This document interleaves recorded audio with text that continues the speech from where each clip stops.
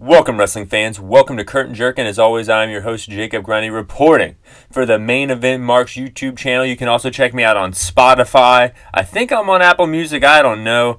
I'm everywhere all at once. I'm on the freaking internet.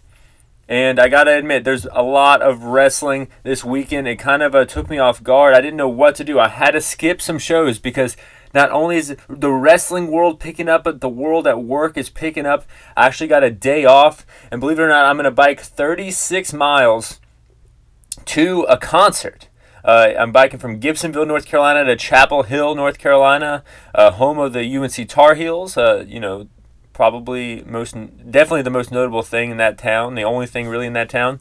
And I'm going to see a band I've liked my whole life, Less Than Jake. Of course, the ska band from the 90s. I know it's kind of nerdy, it's kind of silly, but the things you like to do are the things you like to do. So that's what I'm going to do after this podcast. But I got to admit, work was crazy. I had to work every single day since the last podcast. And there was so much wrestling. I had to skip Slammiversary. I had to skip Raw and SmackDown Rampage Battle of the Belts. But I tried to make a good show for you guys. I do know that Dominic won the NXT North American title. I think I'm going to just not watch WWE until SummerSlam, guys. I'm sorry. I had to spill the news, but there's the G1.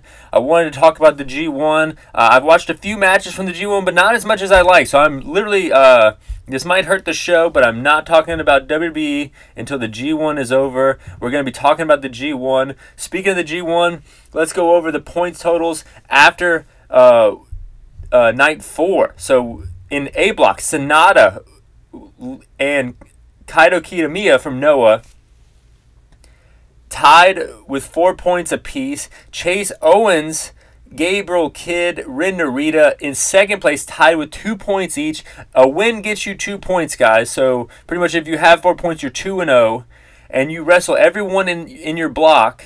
And then when you wrestle everyone in your block, you then move on to the finals, which is the Final Four single elimination round. But this is a round robin tournament until this point. It's crazy. It's my favorite thing in wrestling, probably.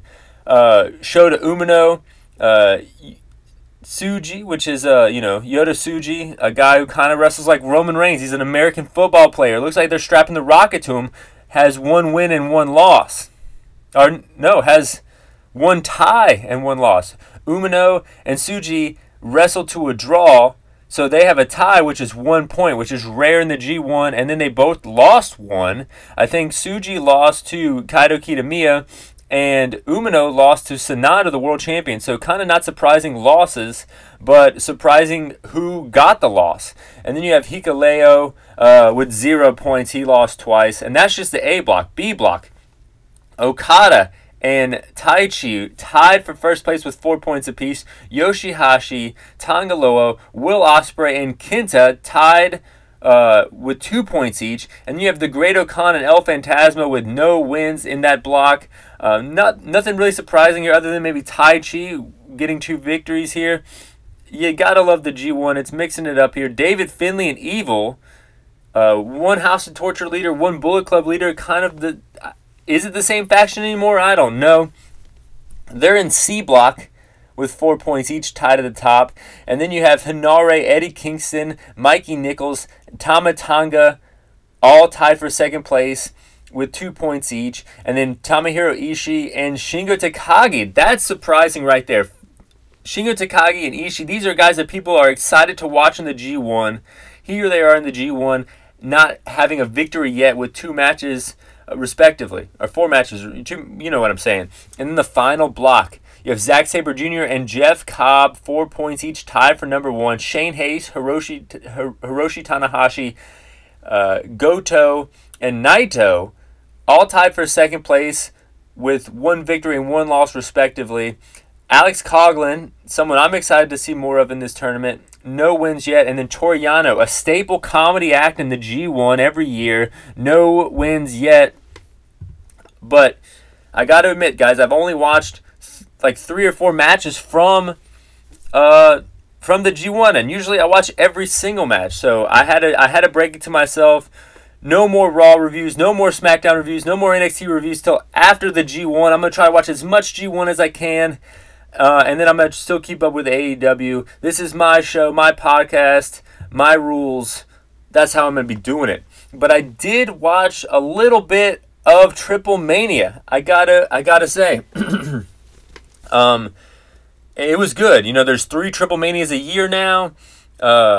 Notable matches. We had Vampiro, Jack Evans, and Aramis versus La Rebellion, which is Bestia 666, Mecha Wolf, Pagano. So some names there that American audiences would know, and that got to a no contest. You had an 8-man tag, Damien 666, Nacho El Minero, Ray Horace, and Extreme Tiger defeated Arrogance, Chessman Daga, and Negro Casas. So, you know, some legends there. This was just kind of a fun show, but you know how people say Triplemania is the WrestleMania of AAA, which, you know, makes sense. I mean, it's right there in the name.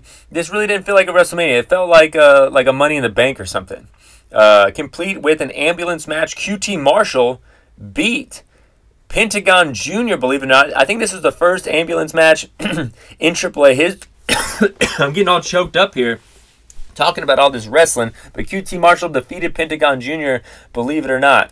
And then we had the Guerrera de Riveladeas finals, which is kind of like what they were doing in AEW, where they had random teams, but instead of random teams in a tournament, it was your enemy, your mortal enemy you were teaming with, and if you lost, you advanced.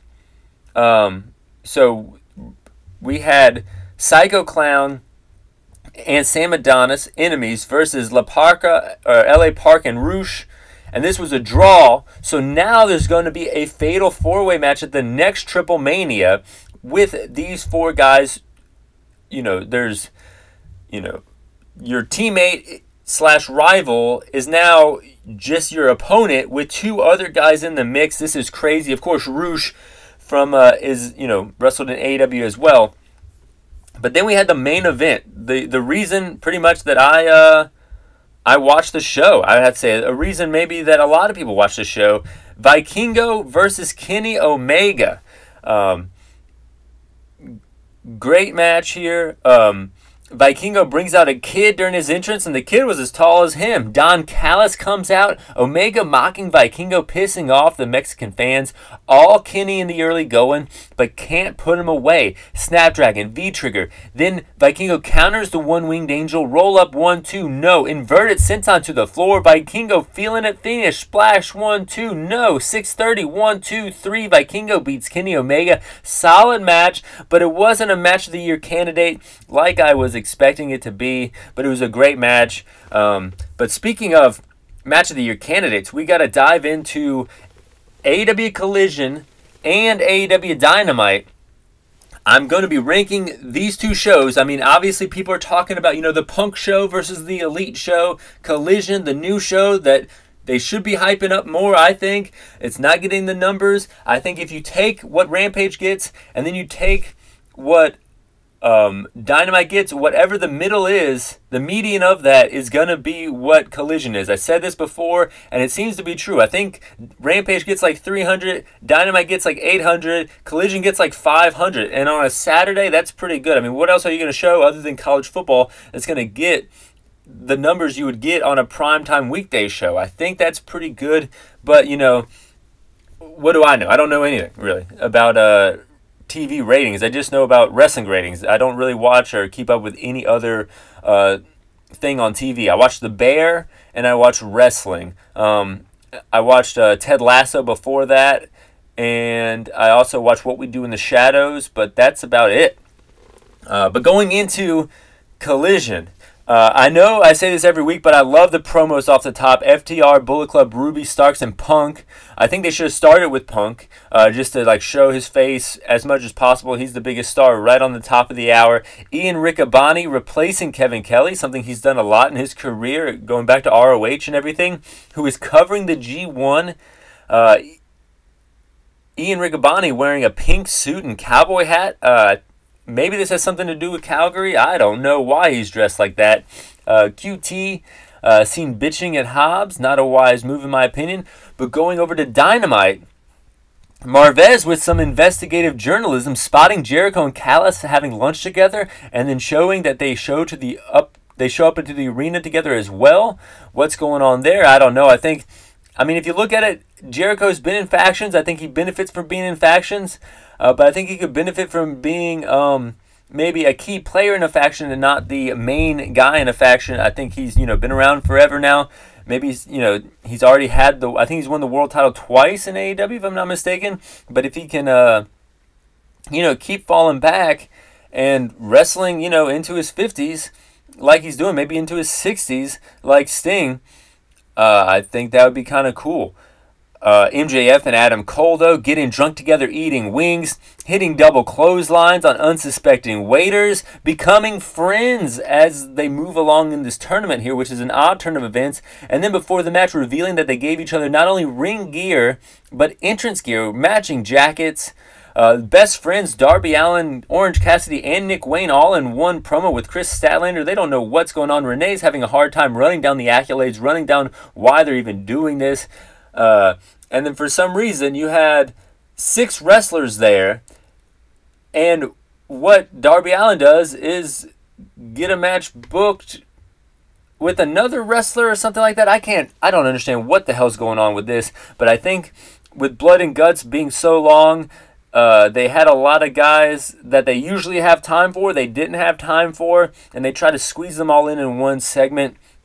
And this was the outcome. But I'm not going to complain too much about a 30-second promo because there was so much good wrestling. And here we are ranking Collision versus Dynamite from worst to first. 8 big matches. And the worst one, Kayla Sparks versus Britt Baker.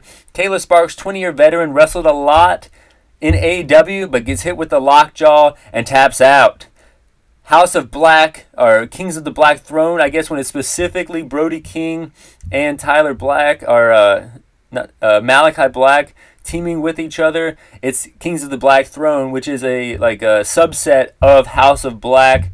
Antonis Spencer and Randy Myers were their opponents. Spencer, 20-year veteran, had a big 2019. Myers, 22-year veteran, but they got worked here. House of Black get the victory, 1, 2, 3. And the 6th worst match, I gotta say, MJF and Adam Cole versus Garcia and Guevara. I thought this match was hilarious, highly entertaining, but it was mainly entertaining because of the entrance with the mashup of MJF and Adam Cole's entrance, and then Jericho coming out cutting the music, but the crowd in Boston not cutting the music. They're singing along. That was great. Garcia dancing, MJF dancing, and then we went to a dance-off, a month-long tournament with great in-ring action featuring a lot of guys you don't see very often.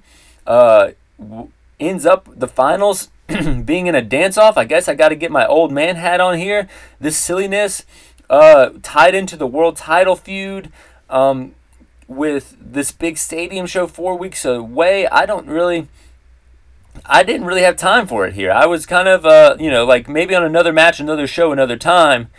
I would have been fine with this. I thought that was good. If you were gonna do a dance off in the middle of a finals of a tournament, including your world champion, the dance off was good, was entertaining. But this was like something that R-Truth did a few years ago, and now you have 4 main guys doing it. You could have done a lot more here that would have probably been more effective toward the storylines you guys were trying to build. MJF even hits a dive, which pops the crowd. I think this is the first time ever he's done that. They hit the double clothesline, 1, 2, 3. MJF and Adam Cole get the victory of this month-long tournament, but it seemed like it was immediately an afterthought. Garcia and Guevara walk past Jericho. They're pissed that he's talking to Callis. Cole held MJF's title, held the Triple B. Cole says he was trying to hand it to MJF, but he was kind of looking at it longingly, and Adam Cole's a single star, so that was kind of good. Trouble in Paradise. Will MJF versus Adam Cole be the main event of Wembley? That would be some shit here. But that's where this match is ranked 6th out of 8. Number 5, Willow versus Ruby. No Outcast, no problem. Ruby in control. Willow gets the momentum though. Neither lady can get the pin. Ruby pulls an Eddie Guerrero with some spray paint trying to get Aubrey Edwards off her game. Even points out a turnbuckle, which gets her to cheat a little bit, but she can't get herself out of the sit-down powerbomb. 1, 2, 3. Willow wins and wins the Owen Hart tournament with very little fanfare. I remember last year they did this. Britt Baker and Adam Cole standing there together. Martha Hart and everything like that. Ruby Soho, runner-up 2 years in a row. What can you do there? But number 4 out of 8. So the Mount Rushmore, the positive half, Jungle Boy versus Hook. Jungle Boy cracks me up nowadays. I didn't really like him too much back in the day, but now this heel run, this chicken shit heel run that he's doing is great. The new music with the orchestral song, people are pissed about it. I love it. Lots of brawling on the outside during the match. Jungle Boy hits a German Hook no-sells. It stands up like nothing fucking happened. Hits a bridging German of his own. 1, 2. No, stays locked in, hits another one. 1, 2, no. Jack gets out, gets the FTW title. Ref gets bumped. Hook pins Jack Perry. The crowd counts 1, 2, 3, and beyond. But it doesn't matter. The one man's count that matters is the ref, and he's laying on his ass. Belt shot from Jungle Boy. The ref gets up. 1, 2, 3.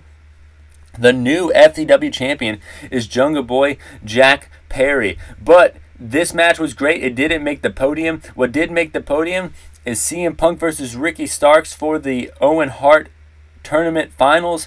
Punk gets booed, but then when he comes out, gets a positive pop and then gets some chants as he walks down the ramp. You never know what's going to happen with these audience participation, cheering, booing with Punk coming out. His entrances are way more fascinating than his matches, and his matches are pretty good. Ricky getting the better of Punk in the early going. Punk coming back, paying homage to Bret Hart, or provoking the Canadian fans here, depending on what side of the fence you stand with Punk here. Depends on how you took these moves that were popularized by Bret Hart in Bret Hart's home province. That's pretty interesting. Starks with the DDT. 1, 2, no elbow. No one home. Clothesline. 1, 2. Starks gets out. Punk with the forearm. Long story short, Starks rolls up CM Punk. 1, 2. Grabs the rope for leverage. 3. Starks was kind of turned heel here, but the crowd didn't let him. The crowd was excited for this guy who really hasn't had much to do in AEW, who's great, finally gets this big win, so people are cheering for him. And plus, half the crowd didn't even like Punk anyways. And then you have this random Liger appearance. I'm sorry I say random because I do know that Jushin Thunder Liger had great legendary matches with Owen Hart in the early 90s. But why don't you announce this shit? Why don't you say Jushin Thunder Liger's coming out? And you're also... The show kind of felt like it went long because Starks is rushing to the back. He just turned heel. He rips this trophy out of Liger's hands. Now I want to see Liger versus Starks. Are we going to see that? Probably not. I think Liger's retired. But if they're not setting up Liger versus Starks here, this was kind of silly. And plus, it was hard to really get into it because half the crowd wanted Starks to win this thing. This was, I think, an ineffective heel turn here. Because of the star power of Punk, but I do think that it did somehow make Starks a bigger star, but maybe not the star that they wanted him to be. Number 2 in this ranking of AEW Collision versus AEW Dynamite, Blood and Guts. Claudio and Omega start things off. This gets me thinking, like, why isn't this a singles feud? This singles feud would be amazing. Pac and Hangman come out after that. Mox comes out, and that's when shit hits the fan. Instantly just stabs Hangman and Omega with a fork, dumps glass into one ring. Nick comes out. Mox in the glass. Claudio in the glass. Omega lands his ass in the glass. Yuta and Matt come out at that point. Mox brings out a bed of nails. This is shocking to see every time. I've seen this before in Japan. I've seen this before in a lot of deathmatch promotions. But to see it on TV here, it shocked me. And I can see a crowd of people that just watch AEW kind of being maybe turned off by this kind of shit here. This was really, really violent here. Mox runs Omega into the bed of nails. Then Kota Ibushi comes out. And I'll say it. He looks a little chunky. He's not as toned as he used to be. I know there were some injuries there, so, people have trouble getting back from injuries, but he did look visibly, physically different. Mox standing on Omega's hand on the bed of nails. Ibushi, after just laying out everybody, looks at Mox. This image, this like shot here was crazy good here. This bloody mess of a man stabbing your friend's hand, your best friend's hand, and you're coming there to save him. Mox gets slammed into the bed of nails, and then Kota Ibushi hits his standing moonsault while Mox is still on the bed of nails. This was crazy. Matt, Jackson, and Yuta fighting to the top of the cage. Matt pouring tacks at one point into the cage, and it's a fucking bloodbath. Blackpool Combat Club and Pac start bickering. Pac just flicks them all off, gets some bolt cutters, and leaves. That's when the Elite finally have the upper hand, finally have the man advantage for the first time in the whole matchup. Yuta gets choked out with this chain. I don't know where the chain came in. There was like boots that had tacks on the bottom of it that they were hitting super kicks with and everything. The Elite stand tall. What a crazy clusterfuck of a match. I can see if you're not into violent or death matches at all, why you wouldn't like this. There's like an element that you kind of have to understand of the death matches thing. But you got Claudio, you got Kota Ibushi, you got Kenny Omega. You have like some of the best like technical wrestlers in the world. You could utilize them better, I think, as just single stars wrestling in for like world titles and things like that. But you know, there's a time and a place to do a blood and guts match, and this crowd was hot. It's just one show a year. It was good shit here. But as good as Blood and Guts was, it wasn't the best match of the week. The best match of the week is FTR versus Bullet Club Gold, baby. 2 out of 3 falls. Harwood trips while jumping over Switchblade, running the ropes. This is like a Collision staple here. This happened a few weeks ago as well. Solid wrestling before the first fall, picking up where they left off last week. Bullet Club taking it to Dax. Can't get the pin though. Deadlift German 1-2. Dax kicks out. He fires back with some chops. Juice, not the legal man, but getting in the ring right in front of the ref here. I gotta call that out. Breaks up the Shatter Machine, helps Jay. Blade Runner 1-2-3. Bullet Club Gold go up 1-0. Cash fighting with urgency here. They know they're down 1-0. Bullet Club controlling the pace though. Cash hurting, still fighting. Makes the hot tag. Crowd behind FTR. Dax with the hot tag, still can't get the pin. Crowd comes alive here. Dax with the pin. 1-2, no. Again, 1-2, no. Jay White won't quit. Power and Glory spot, but the power gets hit, the superplex, but then the Glory jumping off the top. White gets his knees up, and then Juice comes off crossbody, landing on Dax, who just got done hitting the superplex. So FTR is laid out. 1-2. Dax says no. Shatter Machine connects. 1-2-3. It's all tied up, ladies and gentlemen. Switch and Dax tumbling over the rail. Double suplex to Juice. And then there was like an unspoken agreement here between both teams to kind of get their breath, take a breather, bask in the glory of the moment. I don't know what they're doing. They start brawling again. There's 5 minutes left. 1-2. Dax kicks out again. 2 sharpshooters at the same damn time.